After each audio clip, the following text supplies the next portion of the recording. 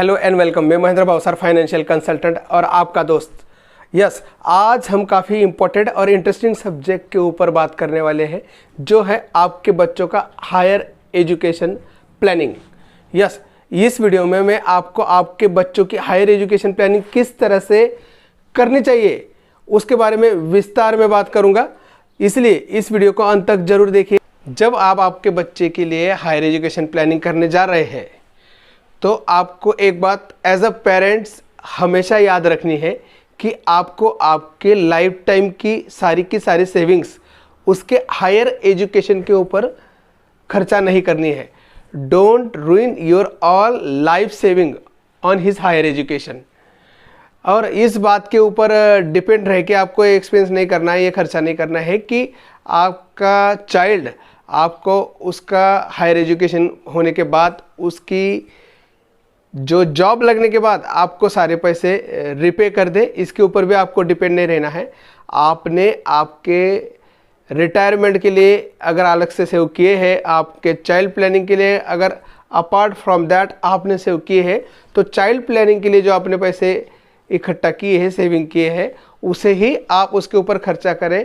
Otherwise आपने जो आपके रिटायरमेंट के लिए सेविंग की है उस पैसे को डोंट यूज़, इसके लिए आप इस्तेमाल मत कीजिए। सेकेंडरी, अपने बच्चे को इन्वॉल्व कीजिए कि उसके हायर एजुकेशन के लिए कितने पैसों का रिक्वायरमेंट लगने वाला है, उसको कितना आउटफ्लो लगने वाला है, ताकि उसे भी यह चीज़ समझ में आए और आपको उसके हायर एजुकेशन के लिए कितनी मेहनत करनी पड़ रही है या आपको क्या क्या पेन हो रहा है उस पैसे को अर्निंग करने के लिए, तो यह चीज़ उसको आपको टाइम टू टाइम बतानी है। इससे क्या होगा, वो जब भी स्कूल या कॉलेज में जाएगा तो उसको इस बात की रिस्पॉन्सिबिलिटी और समझ रहेगी। जब वो कॉलेज में जाएगा पढ़ने के लिए तो वो सीरियसली पढ़ेगा और उसमें वो ग्रेजुएशन करेगा। ग्रेजुएशन करने के बाद जब भी वो प्लेसमेंट होगा उसका, तो उसके बाद आपके पैसे जो आपने उसके एजुकेशन के ऊपर खर्चा किए वह भी वो रिपे कर सकता है। साथ ही साथ आपको अभी पता है कि आपके बच्चे के हायर एजुकेशन के लिए आपको कितना खर्चा लगने वाला है। इसके लिए आप एक बढ़िया से फाइनेंशियल प्लानर के पास जाएं और उससे बात करें कि मुझे 10 साल बाद, 15 साल बाद या 20 साल बाद इतने पैसे की आवश्यकता है, या उससे प्लानिंग करा लें, जिससे आपको जब भी आप उस पैसे के लिए आपको क्या मैनेजमेंट करना है, कहाँ सेविंग करनी है, कौन से प्रोडक्ट में सेविंग करनी है, इसके बारे में वह फाइनेंशियल प्लानर आपको हेल्प कर सकता है। और यह सब चीज़ करते समय आप इन्फ्लेशन को भी ध्यान में रखिए, महंगाई को ध्यान में रखिए। अगर आपके बच्चे के हायर एजुकेशन के लिए आपको आज 15 लाख, 20 लाख या 25 लाख रुपए लग रहे हैं, तो आज से 10 साल बाद आपको उसके 2 टाइम्स, 3 टाइम्स या 4 टाइम्स लग सकते हैं।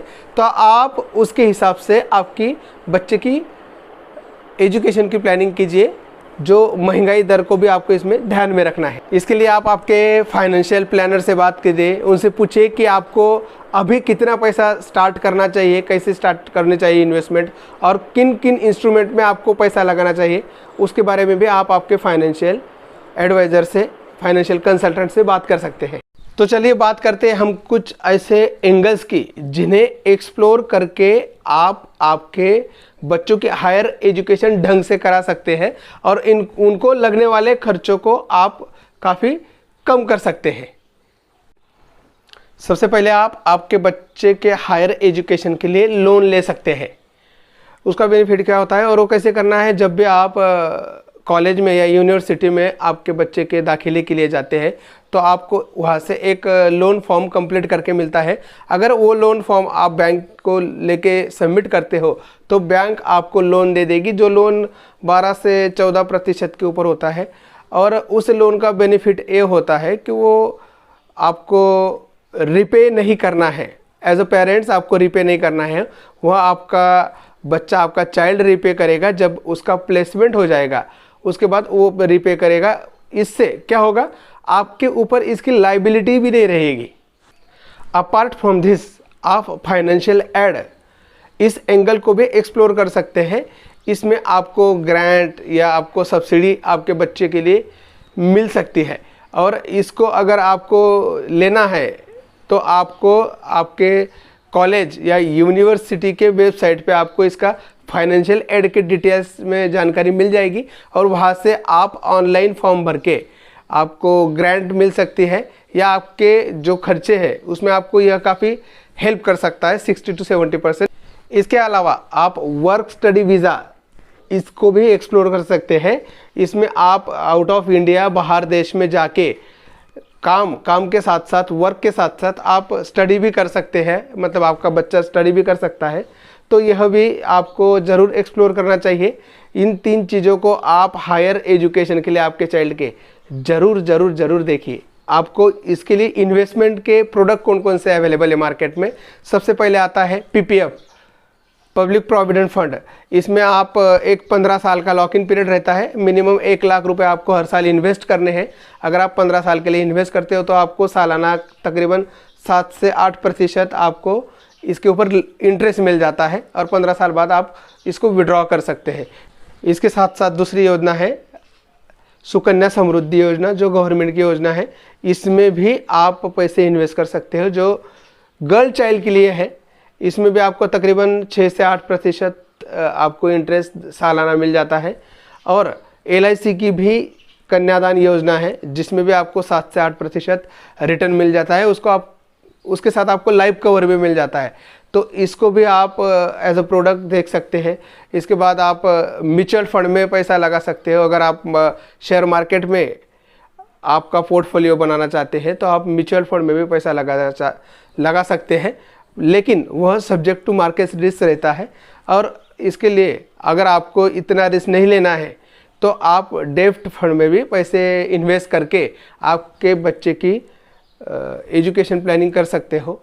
इसके बाद FD भी एक ऑप्शन है, लेकिन मैं आपको FD में अभी इन्वेस्ट करने की सलाह नहीं दूंगा, क्योंकि दिन ब दिन जो इंटरेस्ट रेट कम होते जा रहे हैं बैंक के, तो FD में आप निवेश ना करें। और सबसे इम्पोर्टेंट बात, विल राइटिंग। यस, बहुत से लोग इंडिया में मिस कर जाते हैं और इसे इतना सीरियसली लेते नहीं हैं। विल राइटिंग, जब भी आप आपके बच्चों के लिए हायर एजुकेशन प्लानिंग करते हो, आप वेल्थ क्रिएट करते हो, तो वह सारी चीज़ों के लिए आप खुदा न खास्ता अगर आपको कुछ होता है तो आपके बाद आपकी जो वेल्थ है और आपने उनके हायर एजुकेशन के लिए जो प्लान किया है वो ढंग से हो सके, इसलिए आप विल राइटिंग करना ना भूलें। और आप एक गार्डियन भी रख दे। अगर आप अर्ली डिमाइसेस होता है आपका, तो उस केस में वह गार्डियन आपके बच्चों का हायर एजुकेशन, उनका जो रूटीन एक्सपेंस है उसे मैनेज करेगा। और आपने आपके बच्चे के लिए जो ड्रीम किया है उसका हायर एजुकेशन, उसकी लाइफ प्रॉपरली जाएगी। और आपने जो उसके लिए प्रॉपर्टी रखी है वो जो प्रॉपरली डिवाइड हो जाएगी आपके बच्चों में। तो इसलिए विल राइटिंग करना ना भूलें। और एक बात मैं आपको इसमें बताना चाहूँगा कि अगर आप आपके बच्चों को बचपन से शुरू से ही उन्हें अगर सेविंग की आदत लगाते हैं, अगर वो आपसे कोई खिलौना या टॉय मांगते हैं, तो आप उस समय उन्हें खिलौना या टॉय के लिए ना मत कहिए, लेकिन उनको एक पिगी बैंक में सेविंग करने की आदत डालिए। अगर मान लो आप उनको XYZ रुपीज़ देते हैं तो उसमें से कुछ पैसे उनको सेविंग की आदत डालिए। इससे क्या होगा, जब भी वह आउट ऑफ जाएंगे हायर एजुकेशन के लिए, तो आपको उनको हर महीने पैसे ट्रांसफ़र करने पड़ेंगे। तो वह पैसे किस चीज़ में इन्वेस्ट कर रहे हैं, या अगर उनको मनी मैनेजमेंट का नॉलेज नहीं है तो वह उस पैसे का फालतू यूज़ भी कर सकते हैं। इसलिए आप उनको बचपन से सेविंग की आदत डालिए, मनी मैनेजमेंट की आदत डालिए, जिससे वो हायर एजुकेशन के बाद भी अपने पैसे को अच्छे से मैनेज कर पाए और आपके बुढ़ापे में, रिटायरमेंट के समय, रिटायरमेंट के बाद वह आपने उनके ऊपर खर्चा किया हुआ पैसा रीपे कर सके। तो इस वीडियो में मैंने आपको जो जो बातें बताई है वो आपके बिल्कुल ध्यान में, समझ में तो आ गई होगी कि बच्चों का हायर एजुकेशन प्लानिंग कितना सीरियस टॉपिक है। और आपने इस वीडियो में जो देखा है, जो इंस्ट्रूमेंट मैंने आपको बताए, उसमें आप आज से ही इन्वेस्टमेंट करने की शुरुआत कीजिए और आप आज ही स्टार्ट कीजिए, आज ही आप इम्प्लीमेंट कीजिए। आप आपके फाइनेंशियल प्लानर के पास जाइए या नीचे दिए गए नंबर पे भी आप कॉल कर सकते हैं और मैंने जो आपको इंस्ट्रूमेंट बताए उनके बारे में बात की। और आपके बच्चे अभी बड़े हो रहे हैं, तो this is right time to invest for them. उनके लिए आज ही आप निवेश करिए, उनके हायर एजुकेशन के लिए। इस वीडियो को पूरा देखने के लिए, वीडियो को लाइक करने के लिए, चैनल को सब्सक्राइब करने के लिए और अपने दोस्तों में शेयर करने के लिए आपका प्रेम पूर्वक धन्यवाद।